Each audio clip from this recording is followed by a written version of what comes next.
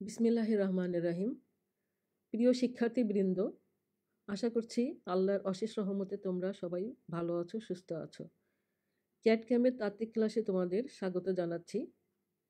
একটা বিষয় তোমাদেরকে প্রথমেই বলে নেই, সেটা হচ্ছে তোমরা তোমাদের হাজিরাগুলো যেভাবে দিচ্ছ সেখান থেকে হাজিরা খাতায় তোলা খুব কষ্টসাধ্য হয়ে যাচ্ছে।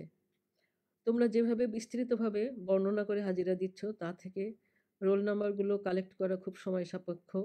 তাই তোমরা সবাই হাজিরা দেওয়ার ক্ষেত্রে একই রকম ফরম্যাট মেনটেন করবে। যেমন প্রথমে লিখবে তোমাদের রোল নাম্বার, তারপর স্ল্যাশ চিহ্ন দিয়ে শিফট লিখবে। প্রথম শিফট হলে 1 আর দ্বিতীয় শিফট হলে 2 লিখবে। তারপর স্ল্যাশ চিহ্ন দিয়ে গ্রুপ লিখবে।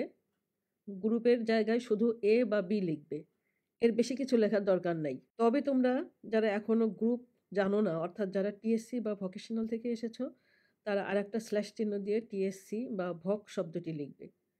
তোমাদের মধ্য থেকে একজন সিআর বা ক্লাস রিপ্রেজেন্টেটিভ আমাকে হাজিরাগুলো শিফট ও গ্রুপ ভিত্তিতে সাজিয়ে পাঠিয়ে দিলে আমার কাজের খুব সুবিধা হবে। আমরা আজকে ক্যাট ক্যামের দ্বিতীয় অধ্যায়ে কম্পিউটার এইডেড ড্রাফটিং নিয়ে আলোচনা করব। আলোচনার শুরুতে আমরা জানব ড্রাফটিং কথাটার শাব্দিক অর্থ বা ওয়ার্ড মিনিং কি।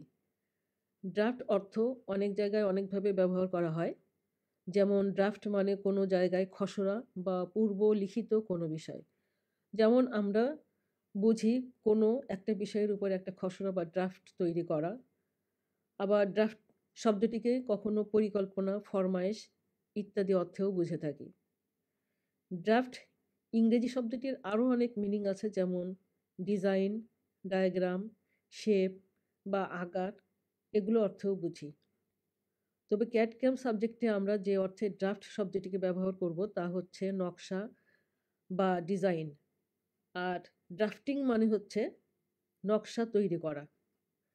একজন প্রোডাক্ট ইঞ্জিনিয়ারের কাজ হচ্ছে মূল বস্তু বা প্রোডাক্টের ডিজাইন করা। এজন্য তিনি মূল প্রোডাক্টটিকে একাধিক অংশে বিভক্ত করে প্রতিটি অংশের আলাদা আলাদা ড্রাফটিং ডিজাইন তৈরি করেন। এই ডিজাইনগুলো প্রথমে সাধারণত দ্বিমাত্রিক তলে সাজানো হয়। এই ক্ষেত্রে ড্রয়িং কেবলমাত্র জ্যামিতিক বা জিওমেট্রিক্যাল ড্রয়িং কাজে ব্যবহার করা হয়। দ্বিমাত্রিক বা 2D মানে হচ্ছে কোনো বস্তুকে যখন দুইটা অ্যাক্সিস বা তলে, যেমন এক্স ও ওয়াই অ্যাক্সিসে দেখানো হয়, তখন তাকে বলে 2D বা 2 ডাইমেনশনাল ড্রয়িং। যেমন তোমরা ড্রয়িং ক্লাসে হয়তো অর্থোগ্রাফিক অঙ্কনের নাম শুনেছ। অর্থোগ্রাফিক ড্রয়িং হচ্ছে বস্তুর 2 ডাইমেনশনাল ড্রয়িং। আর আইসোমেট্রিক বা পিক্টোরিয়াল বা পার্সপেক্টিভ, এগুলো হচ্ছে 3D বা 3 ডাইমেনশনাল, বা বাংলায় যদি বলি তাহলে ত্রিমাত্রিক দৃশ্য। এখানে এক্স, ওয়াই এবং এর সাথে আরেকটি অ্যাক্সিস জেড অ্যাক্সিস আছে। এই জিওমেট্রিক বা জ্যামিতিক নকশাগুলো অঙ্কনের জন্য কয়েকটা সফটওয়্যার প্যাকেজ আছে। এখন আসো এই সফটওয়্যারগুলোর সাথে আমরা পরিচিত হই। অটোক্যাড 2D ও 3D, টার্বোক্যাড, সলিডওয়ার্কস, CATIA ইত্যাদি। তা আমরা সলিডওয়ার্কের ক্ষেত্রে বলতে পারি এটা সাধারণত 3D মডেলিংয়ে বেশি ব্যবহার করা হয়। CATIA অর্থাৎ computer aided 3 dimensional interactive application. এটা একটা মাল্টি প্ল্যাটফর্ম সফটওয়্যার, অর্থাৎ অনেকগুলো ক্ষেত্রে যেমন ক্যাড, ক্যাম, CAE ও অন্যান্য 3D ডিজাইনের ক্ষেত্রে বেশ উপযোগী। তাছাড়া এই সফটওয়্যারের মাধ্যমে ডিজাইনের যে কোনো লেভেল থেকে নকশা বা ডিজাইনের পরিবর্তন বা পরিবর্ধন করা যায়। এই সফটওয়্যারে প্রোডাক্ট উৎপাদনের জন্য প্রয়োজনীয় জনশক্তি, সময় ও খরচ সহজে হিসাব করা যায়। সারফেস মডেলিংয়ে সাধারণত এই সফটওয়্যারটি বেশি ব্যবহার করা হয়। অটোক্যাড 2D বা 3D কম্পিউটার এইডেড ডিজাইন বা ড্রাফটিং, এই সফটওয়্যার দিয়ে আমরা বিভিন্ন ধরনের ইঞ্জিনিয়ারিং ড্রয়িং করতে পারি। এই সফটওয়্যারে বিভিন্ন ধরনের কমান্ড আছে। ড্রয়িংয়ে এই কমান্ডগুলো ব্যবহার করে এডিটিং বা সম্পাদনাও করা যায়, অর্থাৎ কোথাও কোনো ত্রুটি বিচ্যুতি থাকলে সেগুলো সংশোধন করা যায়। যে কোনো ধরনের মডেল তৈরি করা যায়। 2D বা 2 ডাইমেনশনাল ড্রাফটিংকে সহজেই 3 ডাইমেনশনাল চিত্রে পরিবর্তন করা যায়। অটোক্যাড সফটওয়্যারটি প্রতিনিয়তই আপগ্রেড করা হচ্ছে। ডিজাইনের কাজকে আরও সহজ ও সাবলীল করার জন্যই আপগ্রেড বা উন্নয়ন ঘটানো হয়। অটোক্যাডের উন্নয়ন কাজে প্রতিনিয়তই এর ভার্সনগুলো আপগ্রেড করা হলেও মৌলিক ডিমান্ডগুলো যে কোনো ভার্সনেই পূরণ করা সম্ভব।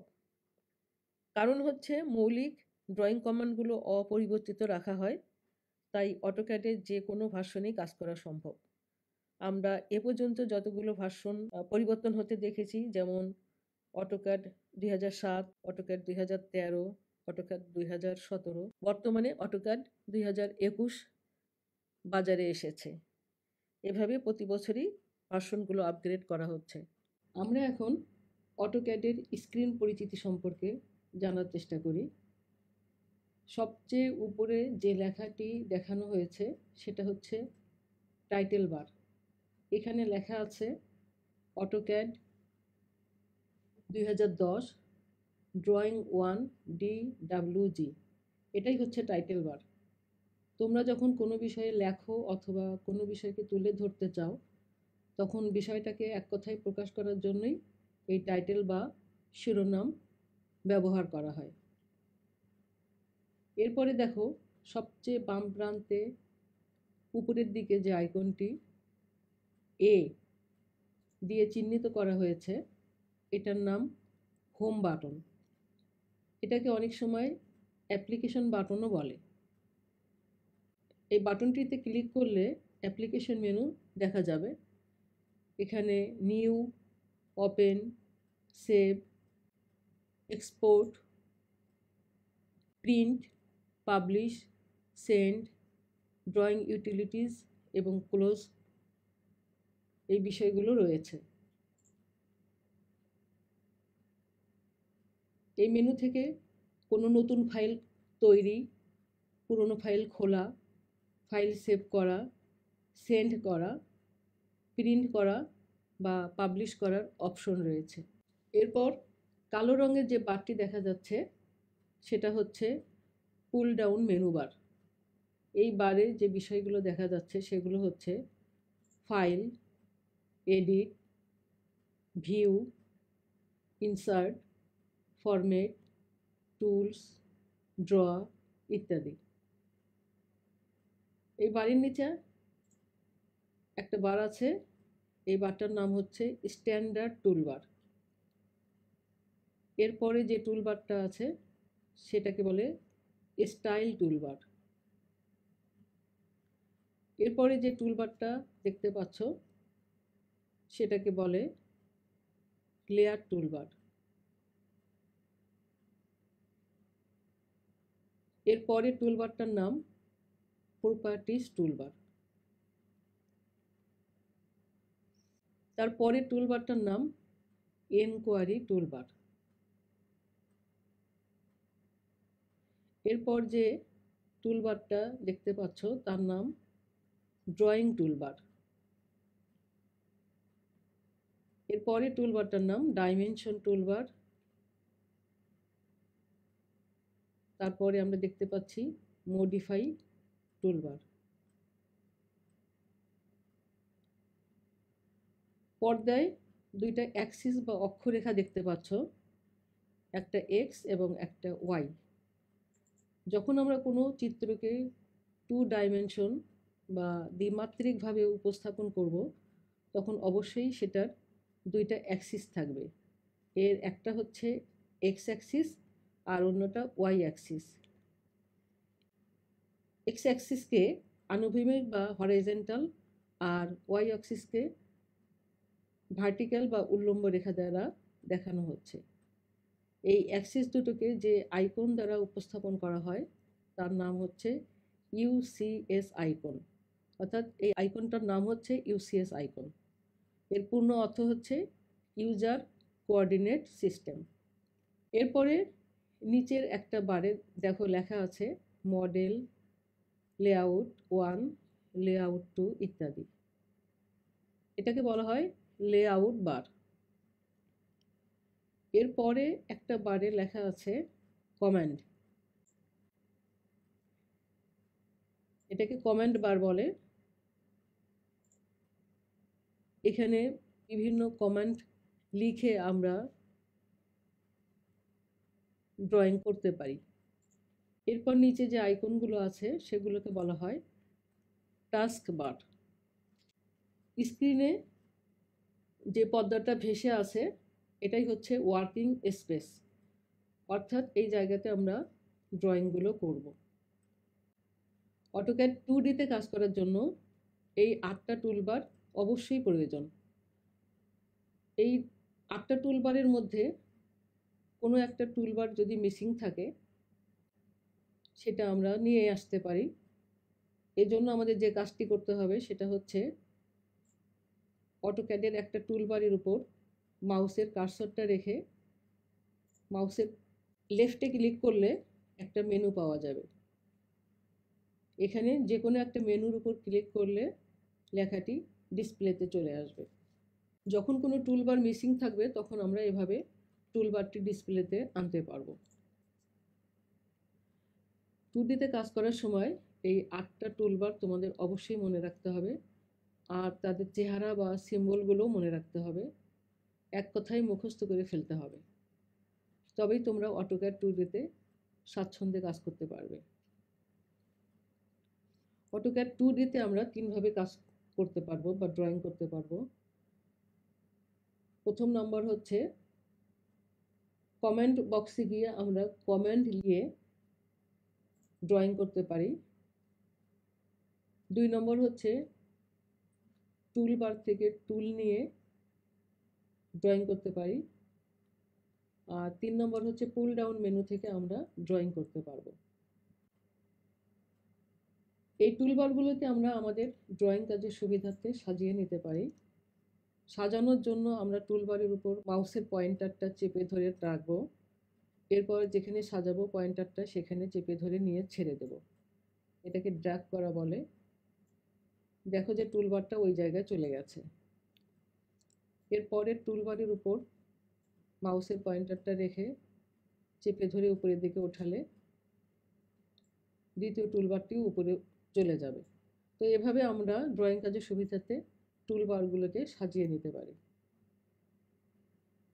এবার আসো বড় প্লাস চিহ্নের মতো যে চিহ্নটি পর্দায় দেখা যাচ্ছে এটার নাম ক্রস হেয়ার।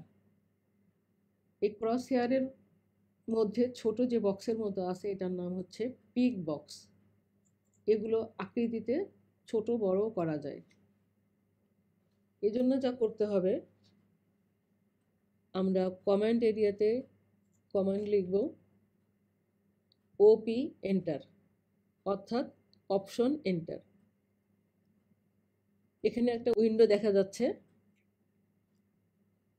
উইন্ডোতে ডিসপ্লে লেখা আছে। ডিসপ্লেতে ক্লিক করব,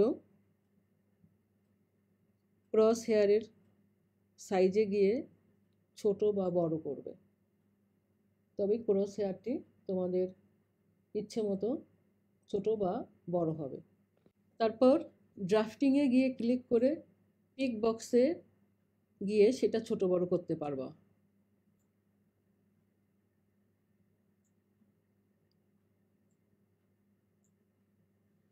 এরপর সাইজ অনুযায়ী হয়ে গেলে অ্যাপ্লাইয়ে ক্লিক করবে।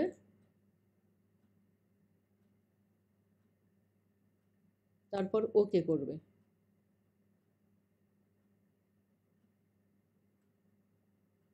অর্থাৎ তোমার ক্রস হেয়ার আর পিক বক্সের এডিটিংয়ের কাজ সম্পন্ন হয়ে গেল।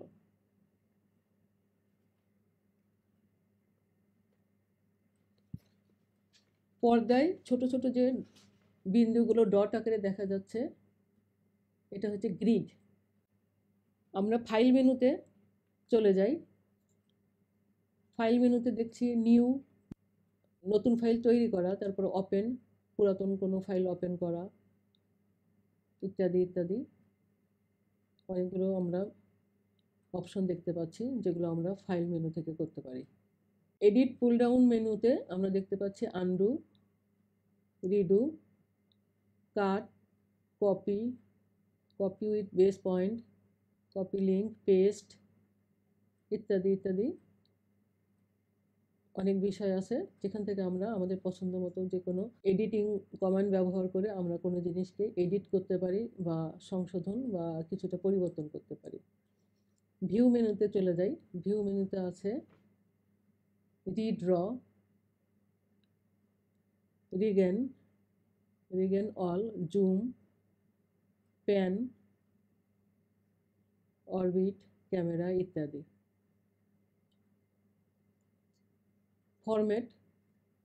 ফরম্যাটে আছে layer, states manager, layer, tools, colour ইত্যাদি।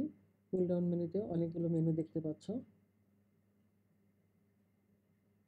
ড্র পুল ডাউন মেনু থেকে আমরা যে ড্র টুলবারে যে অপশনগুলো আছে আমরা সেগুলো এখান থেকেও পেতে পারি, যেমন লাইন, রে, construction line, multi line, polyline, 3D polyline ইত্যাদি আমরা পেতে পারি। মডিফাই যে পুল ডাউন মেনু আছে সেখানে দেখতে পারি প্রপার্টিজ, এখানে ইরেজ করার সুযোগ আছে। ইরেজ মানে মুছে ফেলা, copy, mirror, offset, array, move, rotate, scale ইত্যাদি, যেগুলো আমরা ডান পাশে মডিফাই টুলবারেও আমরা দেখতে পাচ্ছি। অটোক্যাড 2D-তে একটা লাইন অঙ্কন করার কৌশলটা আমরা দেখে নিই। এটা ড্র মেনু থেকে লাইন চিহ্নটি আমরা সিলেক্ট করব। করার পর একটা বিন্দুতে ক্লিক করার পরে আমরা নির্দিষ্ট দূরত্বে যাওয়ার পরে নেক্সট বিন্দুতে ক্লিক করব। এরপরে এন্টার প্রেস করলে আমরা একটা লাইন পাবো। রেক্ট্যাঙ্গেল, আমরা ড্র টুলবার থেকে রেক্ট্যাঙ্গেলের উপর ক্লিক করার পরে পর্দায় একটা বিন্দুতে পিক করার পরে আমরা কার্সরটা মাউস পয়েন্টার চেপে ধরে নিয়ে যেয়ে আমরা ক্লিক করলে একটা রেক্ট্যাঙ্গেল পাবো।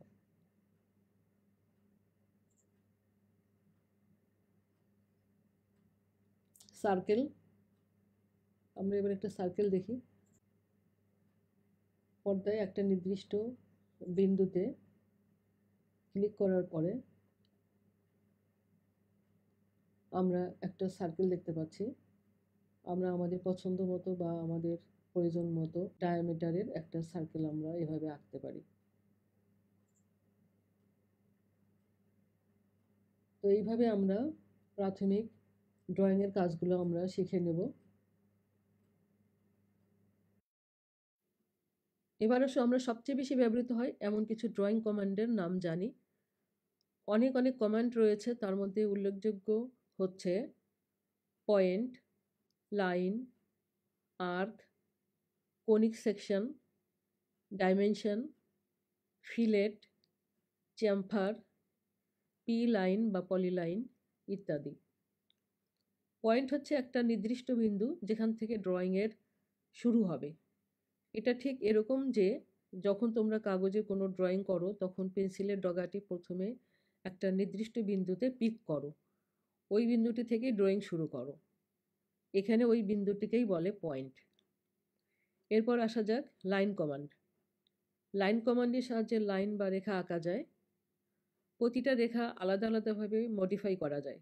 মডিফাই মানে হচ্ছে সংশোধন করা বা কিছুটা পরিবর্তন করা। বিন্দু বা পয়েন্ট থেকে রেখার উৎপত্তি, তাই রেখা আঁকতে বিন্দু সিলেকশনই যথেষ্ট। অঙ্কন ক্ষেত্রে লাইন কমান্ডের ব্যবহার সবচেয়ে বেশি। আর্ক বা বৃত্তচাপ, আর্ক কমান্ড ব্যবহার করে যে কোনো ধরনের বৃত্তচাপ আঁকা যায়। কোনিক সেকশন কমান্ডের সাহায্যে কোনিক সেকশন করা যায়। ডাইমেনশন কমান্ডের সাহায্যে ড্রয়িংয়ের সকল পরিমাপ দেওয়া সম্ভব। ফিলেট কমান্ডের সাহায্যে কোনো ধারালো প্রান্ত বা শার্প এজের প্রান্তগুলোকে আর্কের মতো করে হাফ রাউন্ড করে দেওয়া যায়। চ্যাম্ফার হচ্ছে কোনো চতুর্ভুজাকার বা ত্রিভুজ আকারের ড্রয়িংয়ের প্রান্তগুলো ধারগুলোকে কেটে দেওয়া। এরপরে আসে এডিটিং কমান্ডগুলো সম্পর্কে কিছু ধারণা নেই।